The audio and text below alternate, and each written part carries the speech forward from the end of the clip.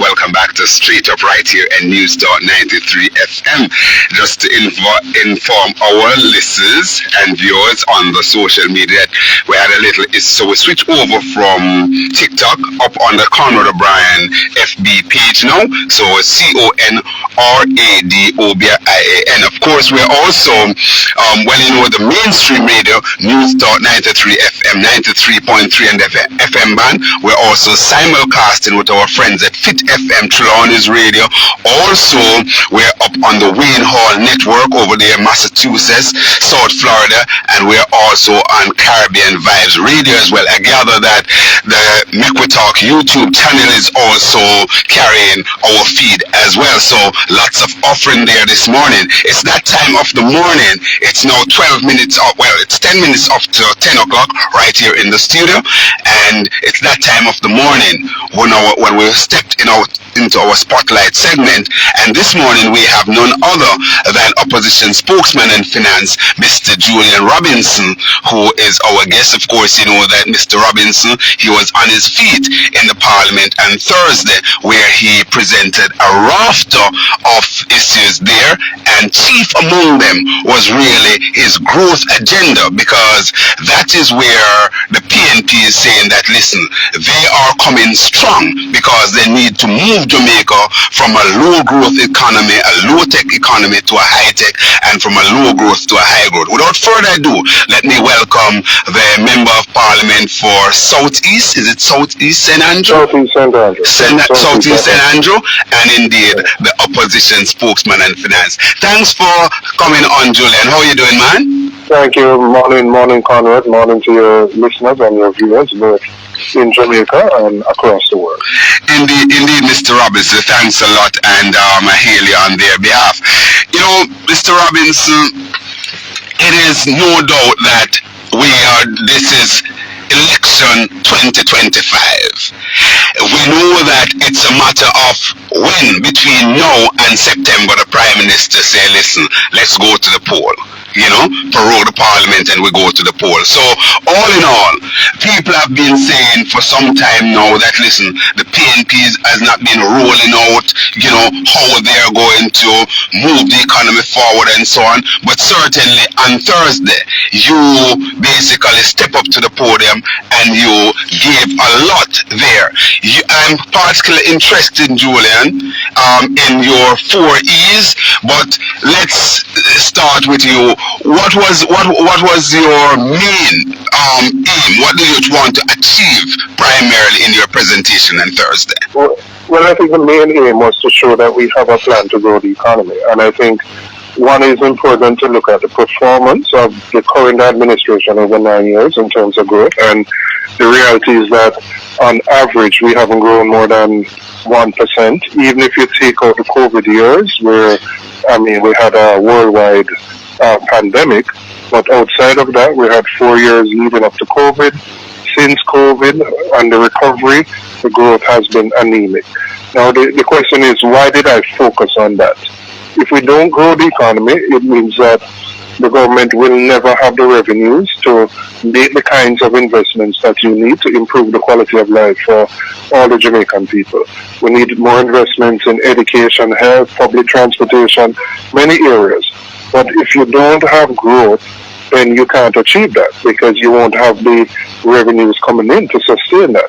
And in fact, what we have seen in the last year and going into this year, is that the government has sold income-earning assets to fund the current budget. Mm-hmm. So, for example, they sold 12 years into the future of revenues from Norman Manley Airport to get a one-off payment, which funded last year's budget. They're also selling their shares in Trans-Jamaica Highway, again to fund the budget. So you're in a situation where, because growth is so low, they are resorting to selling assets to meet current consumption. Mm-hmm. Now, let me just use an example of a householder, right? So some people can relate to what I'm saying. If you have an asset at home, a fridge, a stove, something else, which is important to you, but your income cannot support your expenditure, you're forced to sell that asset to maintain your current expenditure level. That's what the government is doing. It's not a sustainable approach going forward. And that is really why the focus of my presentation was how can we stimulate growth? Mm-hmm. How can we move growth from in the region of 1%, which is really what the government own target for the next 4 years. It's 2.2% this year, which would really represent a recovery. 2.2% for the next fiscal year, 25-26, which would represent a recovery because we had negative growth in this year. And then it tapers off to 1% for the next 3 years. Mm-hmm. Now, 1% growth is not going to generate the kinds of revenues a country needs to sustain the services that the people want. So, you know, when I did the analysis, I said, we need to lay out our plan as to what we would do differently to ensure that we can achieve growth. And the main thing is, I believe I would never say the government is, I wouldn't say the government is doing nothing, and I would never say that, but what I would say is what they're doing does not go far enough to address. And that's why you use the word tinkering around the edge. Tinkering around the edges. Right. What they're doing does not go far enough to deal with the deep-rooted issues that we have. And we have deep-rooted issues, particularly in our education system, which have to be addressed if we're going to deal with growth, if we're going to deal with the fact that so many of our children leave school illiterate and illiterate. And then that also has, that goes beyond the economic issue because it has social implications in terms of crime, etc. So really, Indeed, Mr. Robinson, that is why I said that your speech was so, far-reaching, because you hit the nerve as it relates to what we'll have to do in order to really bring up our education quotient to where we need to go. So you talk about things like, 1 meal per child and all of those sort of things, Well, that is, so let me start with the 4 E's. So the first E is education, and really at the heart of what we're saying is that the interventions in education need to take place much earlier. There are programs that are designed. There's a pathway program at the end of high school. We're saying you need to get in from the basic and the primary level. Why? Because too many students are going to high school and they're illiterate and illiterate. So the interventions must take place early because we want to ensure that every child can leave primary school being able to read and write and to do some basic arithmetic. Now, it may sound daunting, but there are examples where some of these interventions result in improved performance in 1 year, 1 academic year. But in our system, we send children through from grade to grade. Whether they accomplish, they are at the requisite level, we send them through from grade to grade. So the interventions from our perspective must take place earlier, and the resources that are available to the government, and we are in a situation where we don't have tons of resources. So you have to focus those resources where the problem is. And we are going to focus it at the early childhood and primary level. We have to retrain teachers so that they can deal with the issues of the illiteracy and the lack of numeracy, right? And also we have to also have a special needs component, because one of the things that we're seeing in a lot of the children, they have particular challenges which go undetected, which affect their ability to learn, and as such they get left behind. And there's a need, for focus on that, because there are very high incidence of, it could be ADHD, there may be other things, not even so severe that it prevents somebody from learning, but they need particular types of interventions. So the first thing we're saying, we have to reform education in a meaningful way to address the challenges we face. Now you might say, why is that important to growth? You cannot achieve growth if you continue to have so many of your cohort coming out of the education system at 15 or 16 and they can't read and write properly. You know, one of the biggest complaints we have from the private sector now is that they want us to import labor. Yes. And they want us to import labor at a time where, even though the official unemployment rate is low, there are so many Jamaicans who are outside the workforce. And part of the challenge is that we are producing students who are not qualified or equipped to take up the jobs that exist right now. There is a mismatch. And so, for me, tinkering is having the current system where at the end of high school, people stay in school for another 2 years. Why do I say that's tinkering? It doesn't solve their fundamental problem. If they get to the end of grade fifth form, without being able to read 11th grade, without being able to read and write, keeping them in school for 2 more years won't get them to read and write. Right? So, you know, when you look at HEART, for example, and many of the HEART programs are good programs, but in essence, you know, what HEART is doing, you know, is addressing remedial work, which if was corrected early in the system, you wouldn't need it. Yes, right? yes. And what we're saying is let's fundamentally address where the problems exist. And the problems and you're actually paying for it twice, Julian. You're paying twice because you did not get it at the first tranche, and at the back end you're trying to get it, which is much more difficult, Right, and that's why we say make the interventions earlier, get specially trained teachers in the basic and the primary school level, ensure that the children can read and write and they can do some basic arithmetic, and so that when they leave primary school, they can compete effectively when they get to high school. Yes. The problem you're having now is that so many of the students take PEP, and you know, in PEP, nobody fails PEP. It's just that based on your score, you may get placed.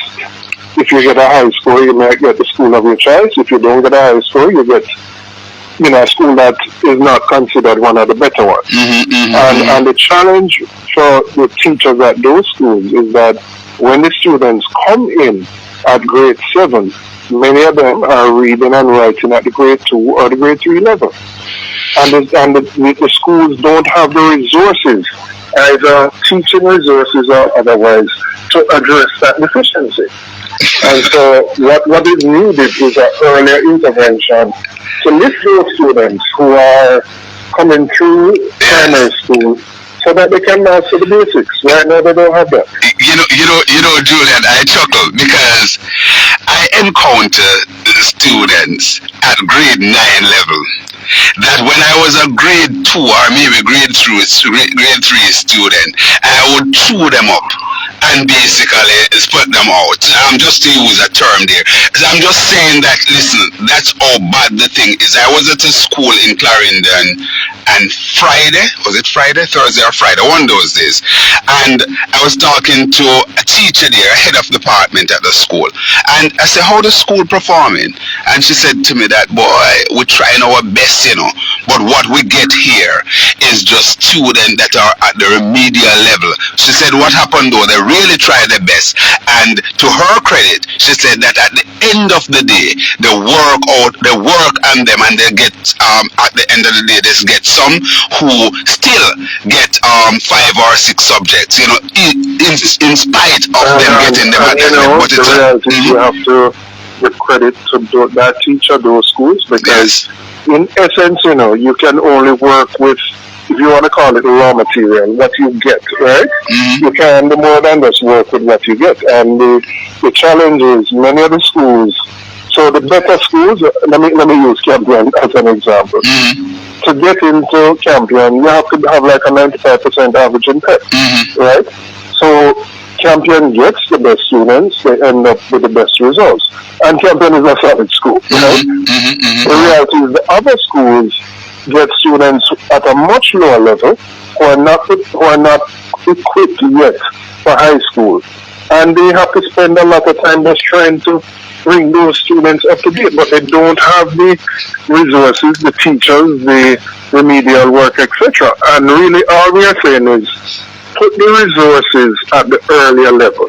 When they are in primary school, if they're not reading and writing, let's hold them back so that they can actually pull them back a year so that they can actually learn to read and write. Don't just just don't matriculate based on age. Right? No, let's stop sending them through. We just send them through regardless. Good. Because frankly, we know we have another set of students coming behind them, so we don't hold them back. We just send them through. Because you age up.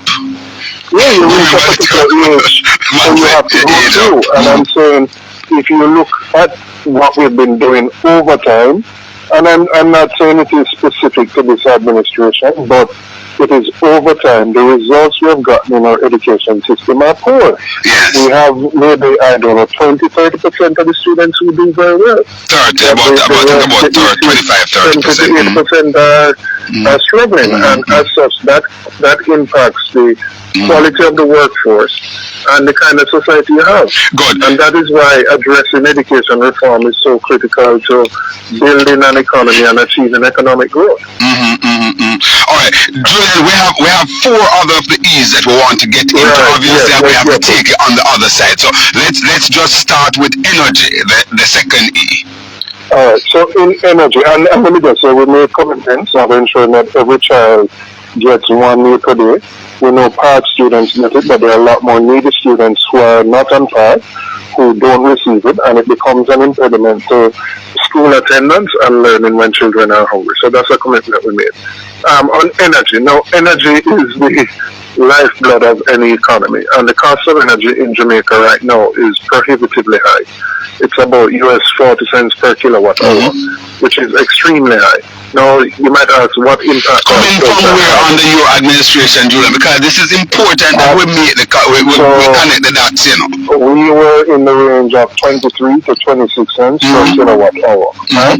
And the main reason for that, we had an aggressive program of bringing renewable energy onto the grid because, as you probably know... Such as Wigton wind farm that the government sold. Right, and that was expanded. And, you know, most of our energy is generated from oil, which we import, which as a non-oil producing country, you are at the mercy of the international markets. And if something happens in the Middle East, the price of oil goes up, or if it happens something in Russia and the Ukraine, I mean, those factors are totally outside of our control. But what you have to do is build out more renewables so that you are less dependent on importing heavy fuel oil. And really what we've seen with this administration is an exceptionally poor record of adding renewable energy to the grid. You know, when we left office, we did a request for a proposal in 2013 that led to a build out in 2016. It has taken this administration 8 years to do the next request for proposal, which was just completed at the end of 2024. Now, really, we should have probably had two new rounds of additional renewables coming onto the grid. So our costs are very high. We have a JPS license, which is coming up for renewal in 2 years, and it's very important that the way the license is structured makes it more competitive so that we can have lower rates of energy. So how will we accomplish this? I think this is what people want to know. First, in looking at the license, we have to make it more attractive for persons who have their own solar systems or wind, etc., and want to sell back to the grid. Right now, the rate that you get is the same thing that is called wheeling, Julian? No, that is net billing. I'll explain what wheeling is. So, for example, I have a solar system at home. I don't have batteries. And I sell the excess back to JPS.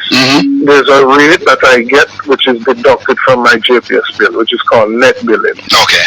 Now, the rate right now is too unattractive and not good enough for people to make that investment. And that has to be examined. So that, and the reason this was introduced is the most expensive component of implementing a solar system is buying the batteries, even though those costs have been coming down. And so what net billing would do is it would allow you to implement a system without batteries, and you sell back to JPS, and JPS nets that off your bill. Sorry, Minister Robinson, I'm up on the 10:30. I have to go to the commercial break. We'll come back with you after the break. Just hold for me for a few minutes, please. All right, so we're on the topic of the second E, energy. Sukum.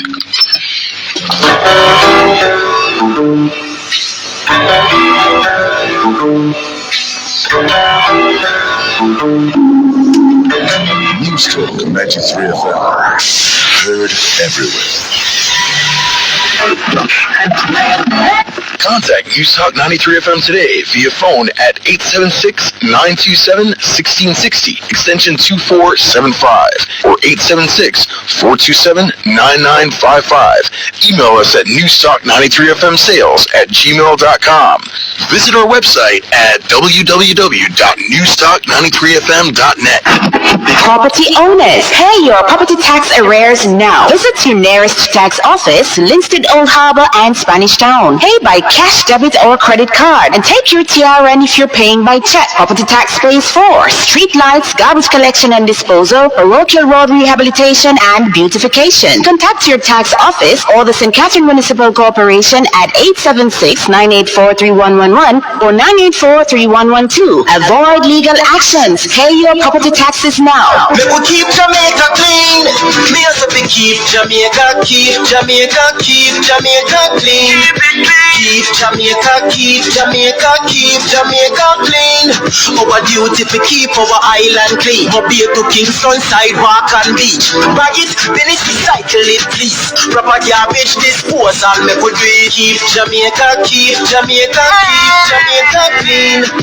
Keep Jamaica, keep Jamaica. A message from the National Solid Waste Management Authority. Empire Group of Companies is now in the heart of New Kingston to serve you better. At 31 Tobago Avenue, get Empire Stationery and Office Supplies, Empire Restaurant and Hotel Supplies, and Empire Med and Scientific Supplies. Free CZ delivery island-wide. Visit their showroom today. Call 876-906-1965-6 or WhatsApp 876-775-2277.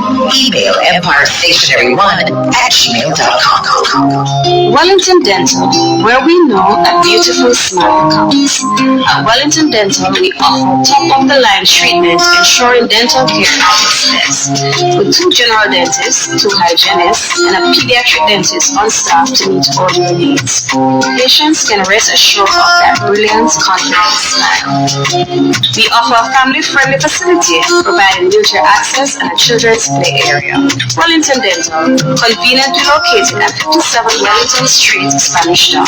Open Monday to Saturday. Call us at 876-775-2282 or 876-413-3691. Wellington Dental, dental care at its best. Join News Talk 93 FM this and every Sunday at 2 p.m. for On Campus, a weekly snapshot of happenings and highlights from the Mona campus of the University of the West Indies. Tune in at 2 p.m. on Sundays as we explore groundbreaking events, trailblazing trends, and interesting personalities from the UWI Mona campus. Inspiring excellence, producing leaders. That's On Campus, a weekly snapshot here on News Talk 93 FM. To participate on our programs, call, WhatsApp, or text us at 876-212-9824 or 876-462-0919.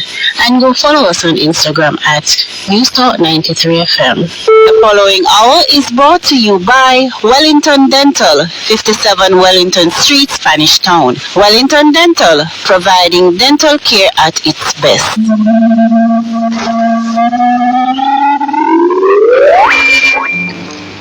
Indeed. Welcome back to Straight Up right here at News Talk 93 FM. We're coming to you live from the studios of News Talk right here at UWI Mona campus.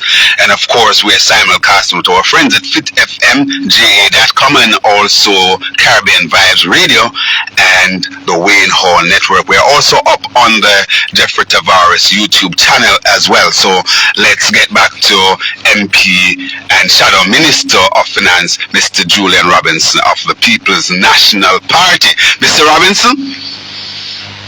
Mr. Robinson? Hold on, Are you hearing me? Yes, I'm hearing you now, Julian. Thanks for holding. So you were on the energy? Yes, I'm explaining what net billing is. So we have to make net billing more attractive. We power wheeling, let's say you have a business with multiple locations. It allows you to generate electricity in one location and supply it to multiple locations within the same business, as an example. Okay. We're saying for special economic zones, and that's where we see a lot of potential to have manufacturing, assembly type operations, that we would put in a facility which allows like a manufacturer or an operator to generate and sell within that zone, right? And that's an incentive for them because they can do production at a much lower cost than buying from JPS, as an example. Excellent. We would democratize pricing of the grid to make it more transparent. So right now, Jamaica has what you call independent producers who sell to JPS. They would sell at a particular price, but it's not clear to the consumer what price JPS buys it at, what their own costs are internally for you to get that end output. Good. So let's say JPS buys it at 18 cents per kilowatt hour. They have some internal costs. We are going to make all of that transparent so you know, for example, what the different elements of the price that you pay for electricity, what those elements are. So, we are, having examined the issue very clearly. We know that there is really no path to growing the economy unless we can bring down the cost of energy. Absolutely important, Julian. One of the biggest costs, as you know, and then at is the really consumer energy. level, if you ask any consumer, what is your biggest bill? It's always your light bill. Your light bill, The light bill is always your biggest bill. So, sustainably, we have to find ways to bring the cost down. And we believe Philip Powell, who has spent a lot of time studying and understanding this issue, has a plan which can drive those costs down. He's dubbed as Mr. Energy himself. And I want to just get this one in here, Julian, because one of the things that we do, we pride ourselves here as speaking truth to power, no matter who the person is or the guy is, as we say. Because, I have interviewed Philip here many a times over the last year, maybe going into 2 years. And he has been serving notice that, listen, the GPS license up for renewal, and he has been urging the government to start the dialogue long ago. Can you say whether or not the government has started this dialogue? When we were at Standing Finance Committee, 2 weeks or maybe 2 or 3 weeks ago, Philip asked the minister some very pointed questions. The minister, in response, said yes, that they had written to JPS because you have to serve two years notice before the license expired to begin the negotiations. That's what he has said. He produced a letter, but I can't say what the nature of the negotiations have been. Absolutely. But the minister has said that they have written to JPS to initiate that process. Good. Anything you want to do with energy before we move? So that's energy. So let me go now to efficiency. So one of the things that has plagued the government is that the government has been unable to spend its own capital budget. And the capital budget really goes for major infrastructure type projects. Last year, it was underspent by $19 billion. Underspent. Stay with me there, Julian, because I want our listeners to understand. That is to say, underspent. That means $19 billion was returned. So things that could mean infrastructure. Let me explain so we don't get confused. Good. Go ahead. So the capital budget is allocated for, let's say, doing major road work, construction, etc. When you underspend it, that money gets reallocated to other areas in the government. Reallocated, yes. Right. So, but the reason I'm raising this, the greatest driver of economic growth is your capital budget. So if you're unable to spend it, or put another way, if you can spend it, you are generating economic activity within the economy, which can lead to growth. So if you underspend your capital budget by $19 billion, and this is the central government, and I believe the entire budget was about $50 billion, that's a significant sum that you're underspending on capital projects. Wow, 19 out of 50? Wow, that is my recollection. That's a huge chunk. $62 billion. That's a huge chunk. And that's central government. You can add the ministries, agencies, and departments, which will add up to more. Yes. But the point I'm trying to make on the efficiency is that whether it is procurement or delays in the public investment management system, we simply have been able to spend the capital budget.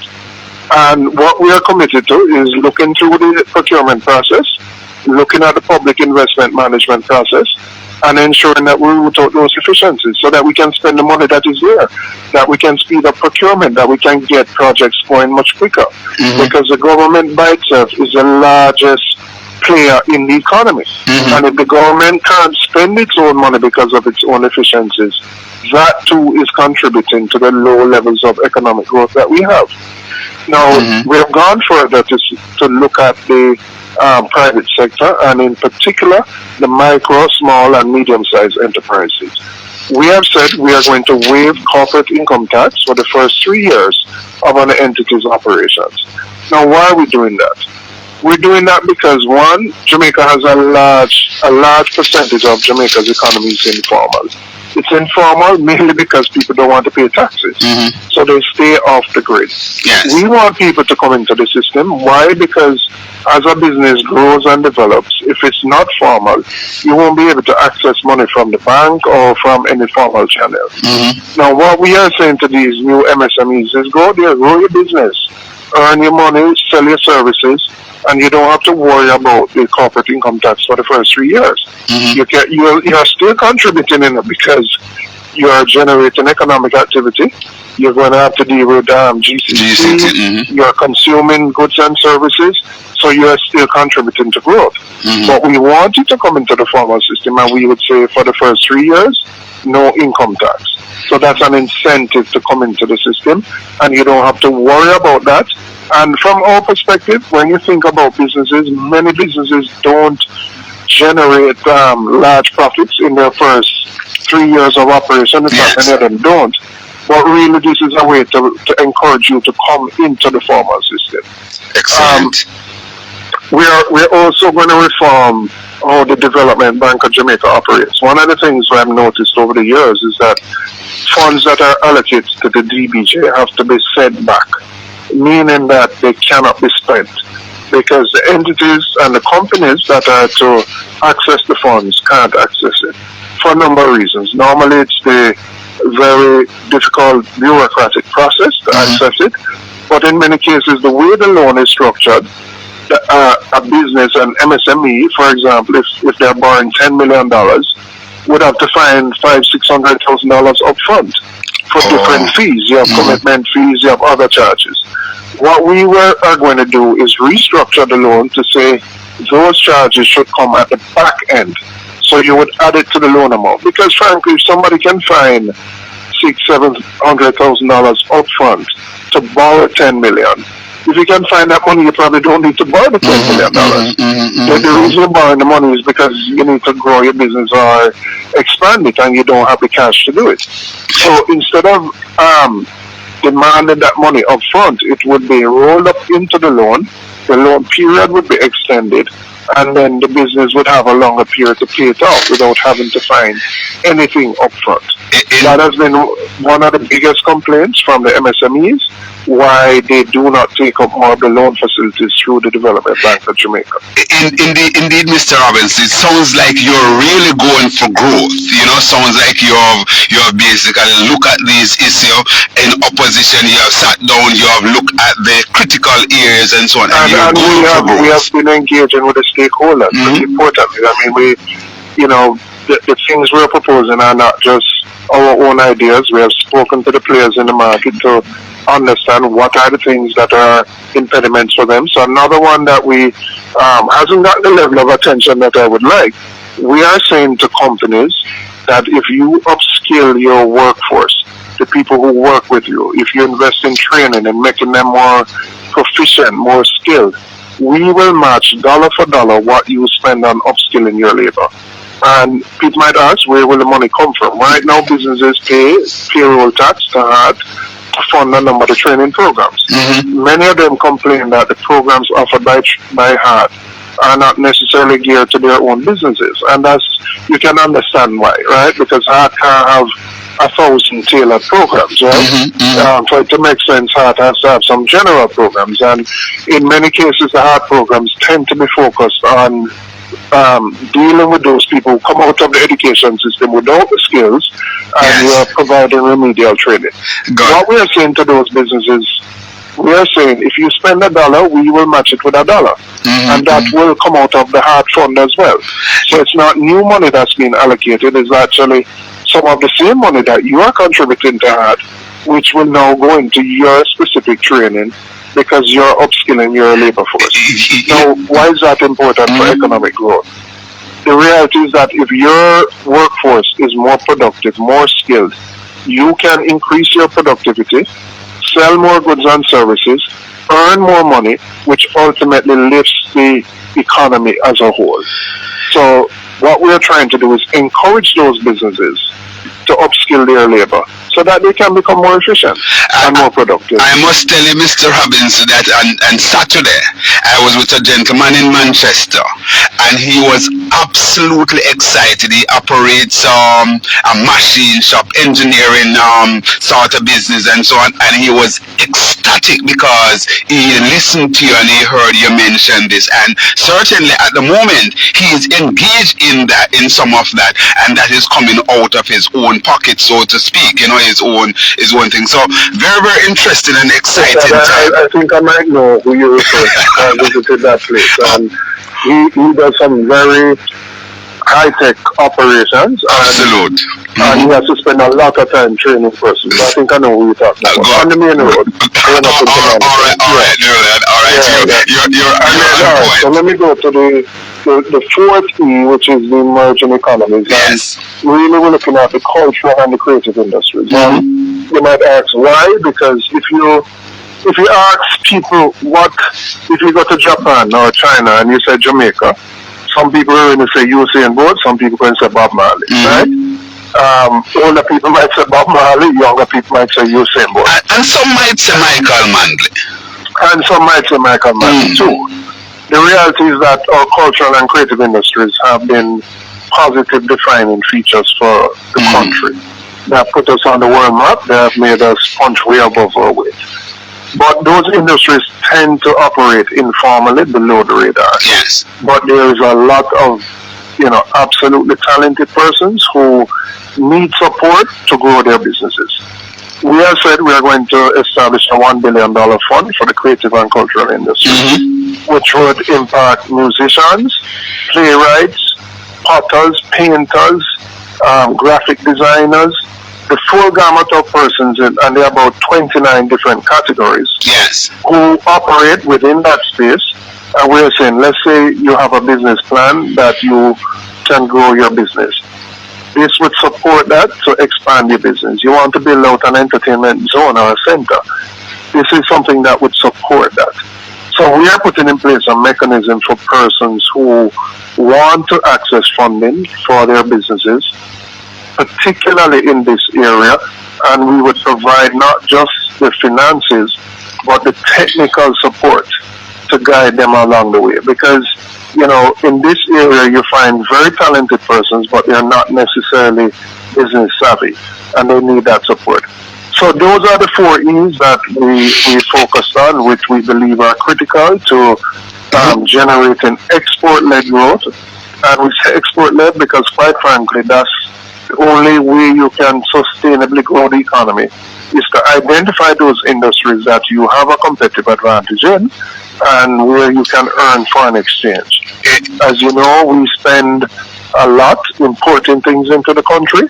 We have to grow our exports, and that's really what our focus would be as an administration. Indeed, Julian, as we close out, I want to just ask you on 2 things. On the $1 billion that you talk for the creative sector, a teacher, she's a teacher at the Monroe High School down there in St. Elizabeth, a hard-nosed supporter of the governing Jamaica Labour Party. My good friend, very, very good friend. I know she's listening to me.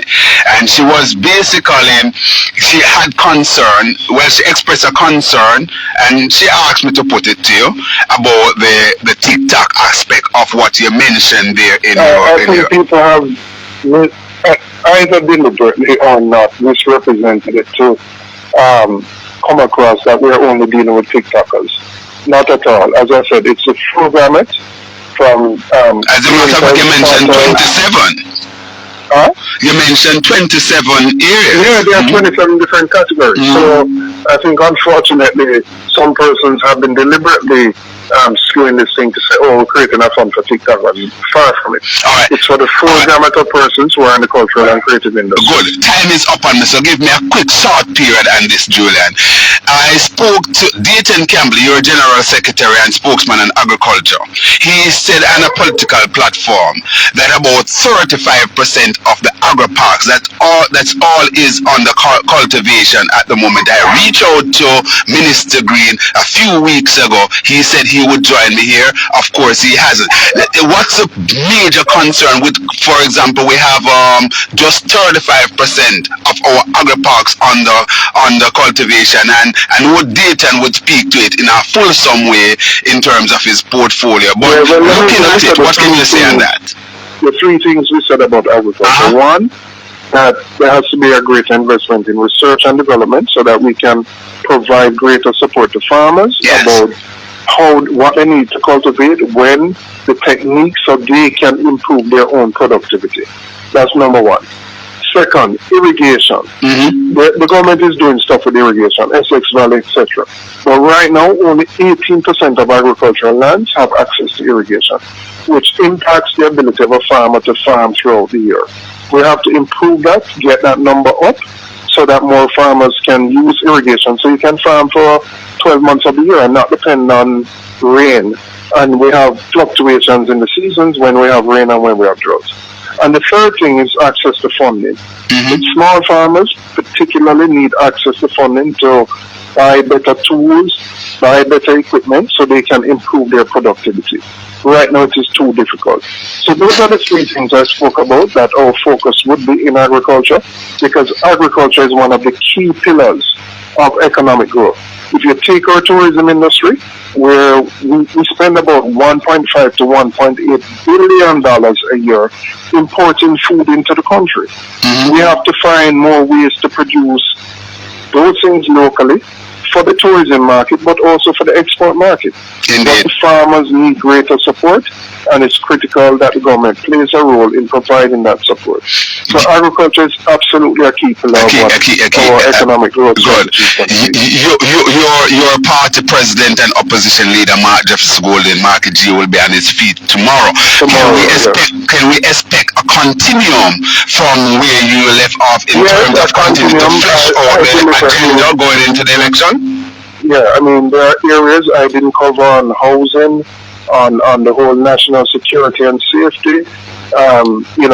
He will build on some of the things I've said, but really what you're seeing is a rollout of our ideas, our plans for how we plan to improve the quality of life for the Jamaican people. So I want to encourage people to tune in tomorrow at 2 o'clock. I know it's going to be on TVJ, PBCJ, and the other channels to hear our incoming Prime Minister talk about how he will lift the standard of living for the majority of the Jamaican people. Thank you very much, Julian, and to your folks there in your great constituency. We wish you well. All right? All the best. That's Julian Robinson there, MP for Eastern St. Andrew, and indeed opposition spokesman and finance. It is highly opined that he will be Jamaica's next Minister of Finance. But of course, as I always said, it's never over until the fat lady sings. So we will all be following this up until the last ballot is counted and election night. Will the people of Jamaica retain Andrew Holness's Labour Party, or will they usher in Mark Jefferson Golden, Marky G's PNP? We're watching. The fireman is on duty right here at Newstalk 93 FM. It's now 5 minutes going up to 11 o'clock, and we invite your calls. The lines are open, so you can get on. We will be taking your calls for the duration of the program. Of course, we'll break at 11 o'clock for the news. So there you had it, where Mr. Robinson, he spent a lot of time there outlining the 4 E's, and at the end of the period, we touched on the agriculture sector and so on and so forth. He also said that the opposition leader, his political boss, Mark Golden, will basically give some addition on all of those tomorrow. Let's go to the phone line. Hello, welcome caller. Morning, sir. Hi, morning, Mr. Mr. Lewis, how you doing? Yeah, right, man. Yes. At first, I must say, I was commenting Mr. Robinson for the ideas that he has been putting out. A lot of them are things that I've been saying on this very, very radio station. You're correct, yes? Yeah. So you're indeed happy. You're indeed happy.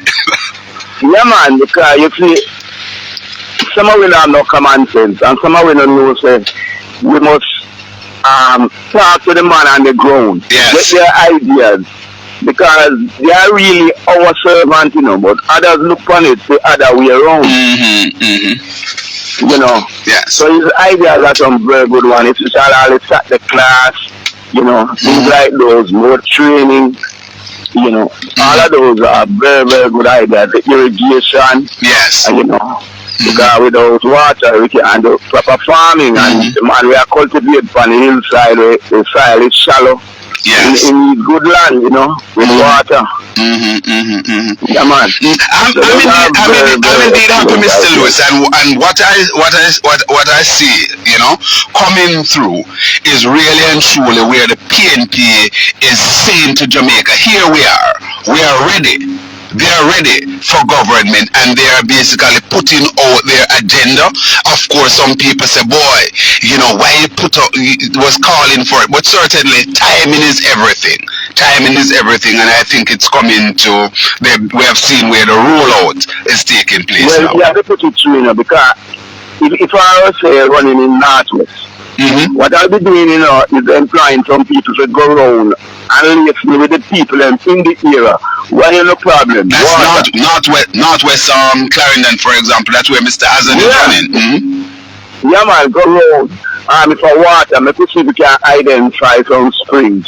Let us bring in to an expert and see how we can, you know, channel water from the spring. Get the water tested to see if it's fit for human consumption and so on. Well, they listen to this program, Mr. Lewis. So put the ideas out there. Maybe they will just take up on those, you know. So you get the people involved. So whenever the date announced, you say, well, for Cowpen or Lampard, we're gonna tap into the water coming from up Desire, etc. You know, it is clean, whatever. So what you tell them is actually what them did tell you already.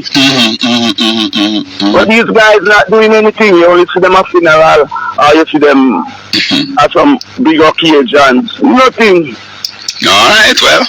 And even within the PMP, if you notice, and you have to give him credit, Morgan is doing an excellent propaganda work for the JLP. Who are the ones doing it for the PNP? I agree with you. I agree. Very few of them. I agree with you. And then little guys I push the PNP propaganda. You should have people are phoning the radio stations put across ideas and so on. As aggressive as Marlon. Yeah. But you don't hear them. What them do? They move here to come up with ideas. Oh, when we do this and we do that with Golding, and we want to take over power. It's all an ego thing. And you know, see them working as a unit. And you have some brilliant guys who say them are great debaters. Why they not phoning in? Well, let's hope they will. You know, as a matter of fact, somebody is sending me a message. Okay, somebody sent me a message, say, Dennis Meadows, former JLP, now PNP, a man who is very, very good, have the gift of gab. Why is he not a part of the PNP, PNP list of speakers at the various rallies? I can't answer that. The party will have to speak to that. All right, Mr. Lewis, I'll have to go. You can talk back to me later, all things being equal. All right? Okay, good. All right. Let's go to the 11 o'clock break as we close out the Wellington Dental hour.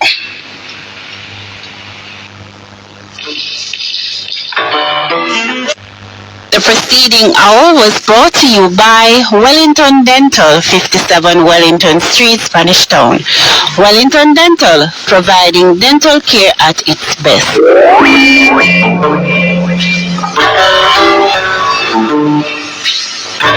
News Talk 93 FM. heard everywhere. The time on News Talk 93 FM is 11 o'clock.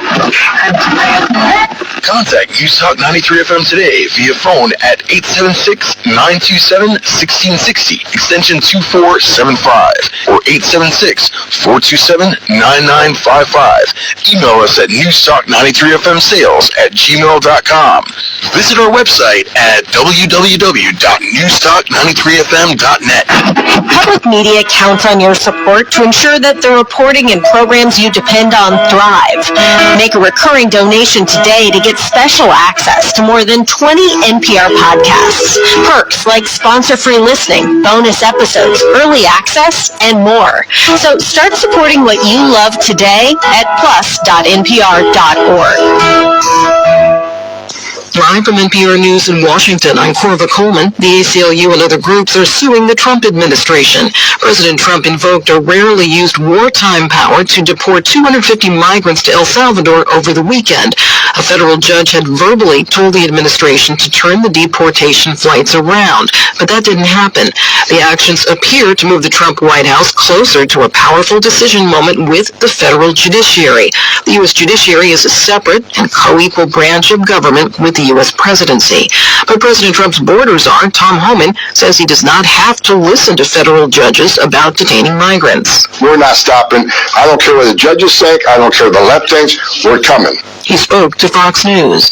President Trump says he is likely to speak with Russian President Vladimir Putin tomorrow. They're expected to discuss a ceasefire deal between Russia and Ukraine.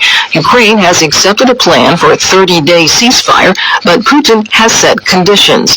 NPR's Eleanor Beardsley reports Ukrainian President Volodymyr Zelensky says Putin is trying to steal another week of war. Zelensky says Ukraine will intensify its diplomatic efforts, but that it must also, quote, preserve our independence, our state, and our people. Fierce clashes took place over the weekend in the Kursk region, where Ukraine is trying to hang on to some of the Russian territory it captured last August. In Kyiv, sunny weather brought out strollers, but people don't feel optimistic, says 34-year-old Konstantin Kosunotsky. There's a sense of anxiety, and the latest developments are not giving us calm or hope, he says. Those latest developments, says Kosunotsky, are the Trump administration's seeming support for Putin and the Russian invaders. Eleanor Beardsley, NPR News, Kyiv. Fighting has erupted along the Lebanon-Syria border. Authorities say at least 3 Syrian soldiers and 1 Lebanese child have been killed, and that Syrian troops are deploying in large numbers. NPR's Lauren Freyer reports from Beirut. This is a border area where Lebanese Hezbollah militants have long had a presence and where Lebanese and Syrian soldiers are also now deployed. The Syrian government accuses Hezbollah of crossing into Syria, kidnapping 3 Syrian soldiers and then killing them on Lebanese soil. Hezbollah denies that. The Syrian Observatory for Human Rights, a British-based monitoring group, says it believes a smuggling gang affiliated with Hezbollah was to blame.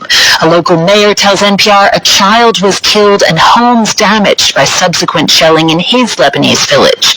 The Lebanese army says it returned fire and has also been communicating with its Syrian counterparts to ease tensions and has recovered and returned the Syrian soldiers' bodies. Lauren Freyer, NPR News, Beirut. On Wall Street, stocks are mixed. The Dow is up 160 points. The Nasdaq is down 90. It's NPR. Deadly storms across the central and southeastern U.S. killed at least 39 people over the weekend. Sudden dust storms in Texas and Kansas turned deadly. A 71-car pileup in Kansas killed at least 8 people when visibility plunged to near zero. Tornadoes killed more people in Missouri and Mississippi. One tornado in Arkansas had winds that peaked at 170 miles per hour. Hundreds of people have lost their homes, schools, and businesses. The Agriculture Department says the national average for the wholesale price of eggs has been steadily declining over the past few weeks. NPR's Juliana Kim reports. The drop in wholesale egg prices is thanks to the absence of a major bird flu outbreak so far in March. That's allowed the nation's egg supply to start recovering. But economists say it will likely take a few more days or even weeks until grocery store prices drop too. That's because eggs currently on store shelves reflect the wholesale price from a few weeks prior. Grocery chains also tend to be cautious of slashing prices too drastically and too quickly. Economists say the biggest factor will be whether the bird flu virus stays under control. If another